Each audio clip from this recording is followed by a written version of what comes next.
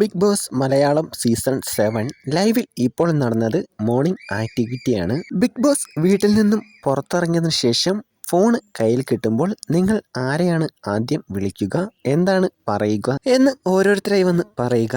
ആദ്യം അനീഷാണ് വന്നത്. അനീഷ് പറഞ്ഞത് അനുജനെ വിളിക്കും, നാട്ടിലേക്ക് വരുന്നതിന് പ്രശ്നമൊന്നുമില്ലല്ലോ, എല്ലാം ഓക്കെ അല്ലേ എന്ന് ചോദിക്കും. പിന്നീട് ആര്യനാണ് വന്നത്. ആര്യൻ ഫ്രണ്ട്സിനെ വിളിക്കും എന്നാണ് പറഞ്ഞത്. പിന്നീട് ഷാനവാസാണ് വന്നത്. ഷാനവാസിന് ഒരു മകനുണ്ട്, മകനെ വിളിക്കും എന്നാണ് പറഞ്ഞത്. വൈഫും കൊച്ചും വന്നതാണല്ലോ, അതുകൊണ്ട്. പിന്നീട് അനു ആയിരുന്നു. അനു എണീറ്റപാടെ വാഷ്റൂം റൂമിലേക്കാണ് പോയത്.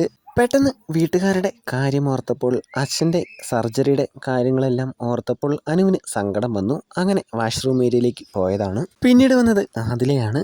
ആദിലയും നൂറയും ബിഗ് ബോസ് വീട്ടിലേക്ക് വരാനൊക്കെ ഒരുപാട് സഹായിച്ച അവരുടെ കൂടെ നിന്ന ആളുകളുണ്ട്, അവരെ വിളിക്കുമെന്നാണ് രണ്ടുപേരും പറഞ്ഞത്. അക്ബർ, നെവിൻ, സാബുമാൻ ഇവർ 3 പേരും ഗ്രൂപ്പ് വീഡിയോ കോൾ ചെയ്ത് ഫ്രണ്ട്സിനെ വിളിക്കും എന്നാണ് പറഞ്ഞത്. പിന്നീട് വന്ന അനുമോള് പറഞ്ഞത് അച്ഛനെ വിളിക്കും, അച്ഛൻ ഓക്കെ ആണോ എന്ന് മാത്രം ചോദിക്കും. പിന്നീട് ഒന്നും പറയാനാവാതെ അനുമോള് അവിടെ നിന്ന് കരയുന്നു. ആദില വന്ന് അനുമോളെ സമാധാനിപ്പിക്കുന്നു.